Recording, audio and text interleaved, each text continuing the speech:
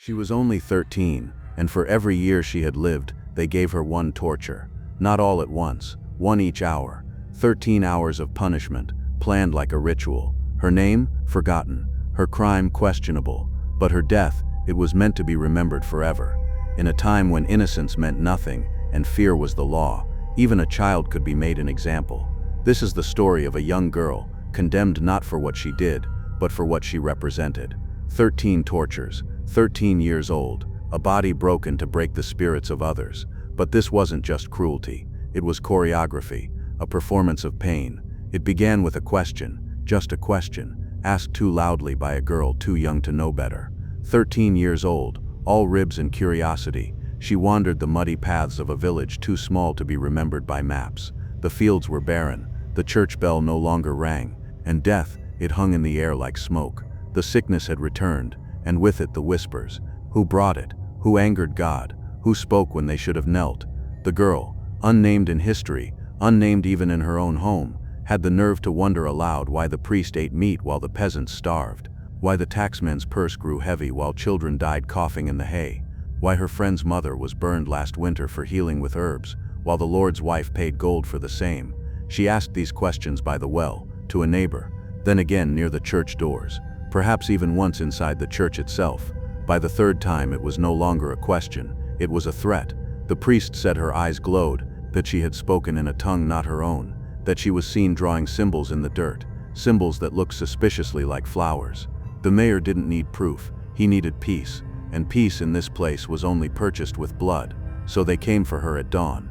Rough hands, coarse ropes, a father too afraid to intervene, a mother whose screams were muffled behind the door. She was dragged to the town square, barefoot, still clutching the doll she'd sewn from corn husks. The villagers gathered without being asked, some out of duty, others out of fear, and some, shamefully, out of curiosity. In the crowd were those who had once smiled at her in passing, those who had shared bread or lifted her when she fell. Now they stared like stones. The priest spoke of devils, of the serpent's voice that lived in young women, and how the devil favored girls with questions. He listed her crimes, not one of which she understood. Her eyes widened when he said the word witch. She had heard it whispered in stories, stories meant to scare. It wasn't real, not to her. But now the word was carved into the air like a brand. The verdict was already written, one torture for every year she had lived. 13 hours, 13 torments. If she died, she was innocent. If she lived, she was a witch. Either way, the lesson would be learned. They didn't wait for sunset. She was stripped of her name, her dignity, her childhood, and as they bound her to the first post, the villagers said nothing, not even when she cried out, not even when she begged for her mother, not even when she asked what she had done. The answer, of course, was simple. She had spoken, she had dared to ask, and in a world where silence was survival, that was her crime. 13 hours. The clock had no hands, but the hours still passed, each one marked not by chimes, but by screams. The girl, barely more than a child, was dragged into the center of the village square, just as the sun reached its zenith. She had no trial, no priest to bless her, no last meal, only eyes, dozens, maybe hundreds, eyes that watched, eyes that wept, and eyes that dared not blink for fear of being next. Hour 1, her fingers, once calloused from chores and childhood games, were slid into the press, a thick wooden block, threaded with iron screws. Each turn ground bone against bone until her knuckles burst like berries underfoot. The villagers were told it was to silence the devil's fingers, but her mouth did not close. She cried for her mother, for God, for it to stop. Hour 2, they burned her hair at the root, not with flame, but with glowing irons, seared down to the scalp, each hiss a violent whisper of condemnation. To cauterize wicked thoughts, said the priest. Her golden strands curled to blackened tufts, her eyes rolled back. Hour 3, her feet so small, were nailed to a warped plank of wood, one rusted spike for each heel.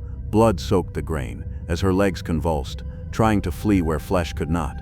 So she may never walk again among the living, someone muttered. Hour 4, they tore open her arms and rubbed coarse salt into the wounds, laughing when she spasmed. A baker's boy fainted. His mother slapped him awake. No one helped her. Hour 5, they forced her eyelids apart with hooks, crude and shaking. She was made to watch another prisoner, a man flogged until his spine was visible. Her tears streamed freely, but the hooks did not let her close her eyes.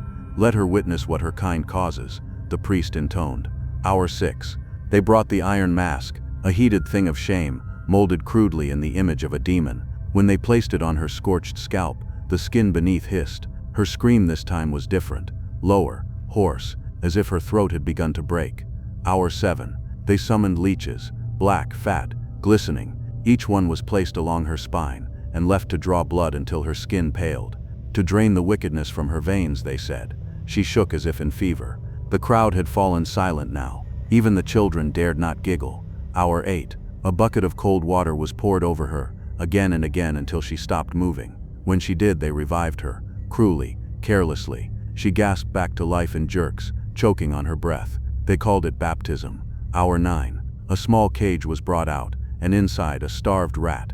They strapped the cage to her bare abdomen, then heated the back with coals. The rat, in blind panic, clawed forward through her. Her body jerked, writhed, twitched. She begged in broken sobs, but no one dared to stop it.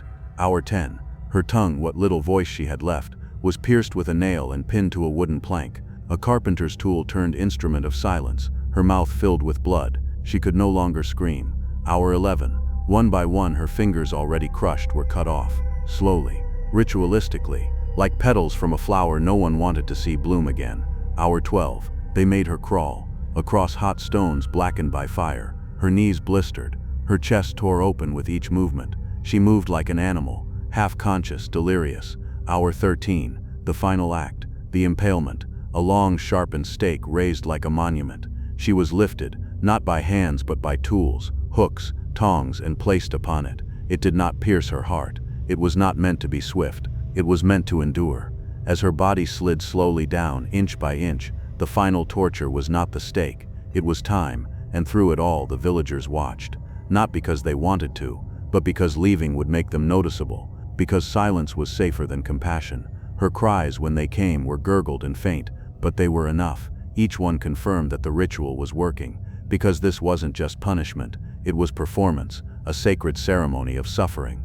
13 hours, 13 lessons, one corpse, and not one soul dared whisper her name.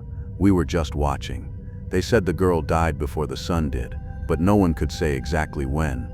No bell tolled, no priest wept. Her body hung suspended, like a grotesque marionette left forgotten on the edge of dusk. But even in death she did not sleep. Her eyes remained open, burned, dried, locked in eternal witness. And still the crowd remained. It should have ended there. The officials withdrew first, quietly, with ceremonial indifference, boots cracking over blood-caked stones, hands washed in wine and muttered prayers. The torturer wiped his tools. The priest lit a candle. The executioner vanished, faceless under his hood. But the villagers stayed, not out of defiance, not from pride, but because no one knew how to leave. Children clung to mothers who stared blankly forward. Husbands held wives whose mouths trembled as if still hearing something. Something soft, something wet. A boy threw up in the corner. A girl whispered the Lord's Prayer over and over until her voice frayed into sobs. And yet they all remained, held hostage not by ropes or chains, but by the terrible inertia of having seen it. One old man tried to speak. He raised a shaking hand, pointed at the stake, but no words came, only a dry cough and a frightened glance from those around him. Because to speak of it aloud, to give it language, was to make it real, and real things have consequences. Silence, however, was safe. Silence had no memory, or so they hoped. The baker's apprentice, barely 15, collapsed beside the well and whispered. She looked at me. The blacksmith's daughter stared at her hands and asked if she would ever feel them clean again. A midwife who had delivered babies for 3 decades swore the girl had blinked just before the final hour. But no one corrected her. No one dared, because everyone saw something different, and none of it could be undone. As dusk bled into night, torches flickered along the edges of the square. The wind stirred, lifting the scent of burnt hair, blood and iron. It was then the whisper began. No one knew where it started, perhaps a drunk or a widow, or the priest himself, but someone said it. She asked for this. 4 words, 4 tiny nails driven into the coffin of collective guilt. The crowd clung to them like lifelines. She wanted it. She confessed. She smiled before it began. Falsehoods birthed not from cruelty, but from need, because it was easier to believe she was evil than to admit what they had become. And still, no one left. The night stretched long, wrapping itself around their shoulders like mourning cloth. Shadows pooled beneath their feet. The torches dimmed, and yet they stood, as if awaiting absolution that would never come. No one comforted the girl's family. They were gone, or dead, or worse. No one sang hymns. No one removed the body. They simply stood, witnesses turned warden, prisoners of what they had allowed. A mother reached for her son's hand and found it cold. A cobbler whispered that he couldn't feel his legs. One woman kept saying, "We'll be punished," over and over, as if waiting for fire to fall from the sky. But nothing came. No angel, no justice, just the wind, and the sound of something dripping. The body had begun to leak. That night, not a single door in the village was locked, because to lock a door is to say you're safe. And none of them were. They had seen too much, stayed too long, believed too little. They had stood by, and the stake still stood tall, a blackened spine in the heart of the village, a monument not to law or order, but to silence. Because monsters are not born, they are built, one scream at a time, one lie at a time, one witness at a time. And the crowd was always there, what they found in the ashes. When dawn finally cracked across the rooftops, it did not bring peace, it brought clarity. The village square lay silent, but it was not the silence of serenity. It was the hush that follows something unnatural, like the pause after a scream, or the airless moment before thunder. The stake still stood, but the girl was gone. Only the charred ropes remained, coiled like dead snakes around blackened wood. The wind had scattered most of her. They said the ashes blew east, toward the fields, that the earth refused to take her. Crops failed that season, animals miscarried, water turned brackish in wells. It became superstition to speak her name, but those who didn't found themselves muttering it in their sleep. Mara, the girl who would not scream, the girl who stared death in the face and did not blink. The villagers never forgave her for it. But the world beyond the forest? They came eventually.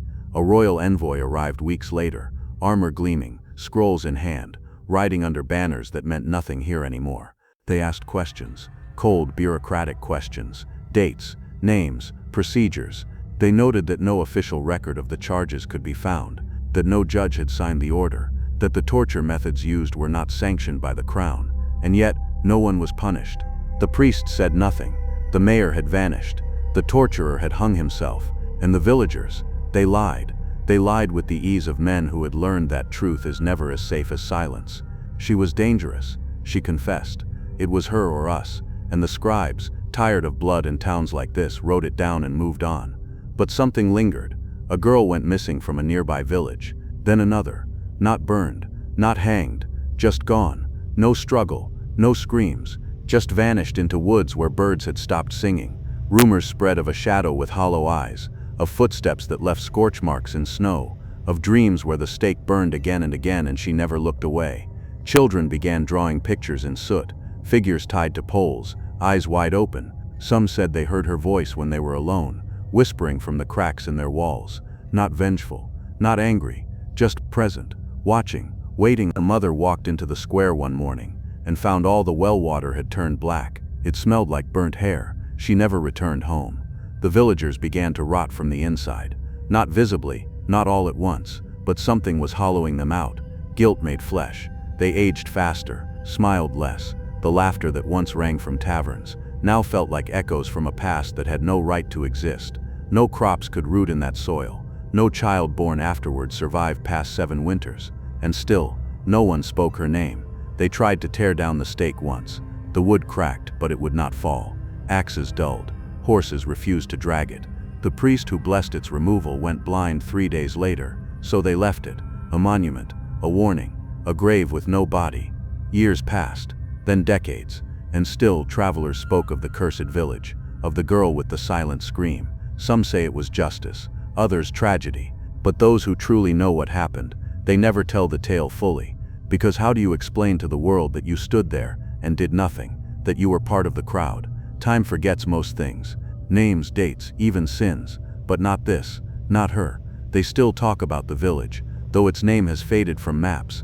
It exists now only in whispers, carried by wind, passed through old stories, wrapped in warnings told to children who misbehave. Don't stray near the woods, they say. She walks there. They mean the girl, the one who never screamed, the one they burned alive and then buried in silence. But nothing stays buried, not really. Her image remains, not as a corpse, but as an idea, a flame that refused to be extinguished, a gaze that survived fire. Artists who've never heard her story paint her eyes without knowing why, Writers scribble her face in the margins of their nightmares. And in lonely rooms when the firelight flickers too fast, some swear they can hear the crackling of that stake all over again. She never wanted to be a martyr. She was a girl, scared, accused, betrayed, and when they stripped her of everything, her innocence, her body, her voice, they thought they'd won. But what they made was something they couldn't kill. They created a silence that screams louder than any voice ever could, and in that silence, she remains.